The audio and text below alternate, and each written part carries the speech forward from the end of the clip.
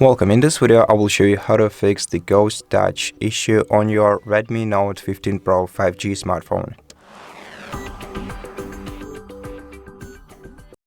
Start by wiping the screen of your device with a piece of a microfiber cloth, or if you don't have microfiber cloth around, you can use a dry towel instead, or even a dry paper towel, just to make sure that we get rid of all the debris, dust and dirt stamps on the screen surface.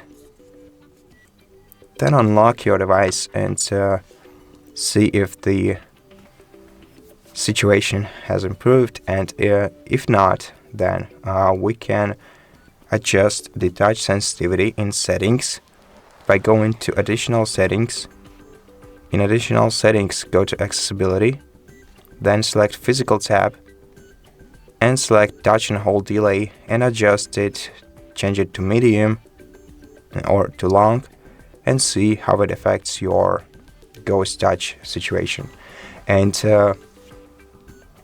next, check if your device if you didn't receive any updates on your device, because they could have fixed this issue in their most recent updates.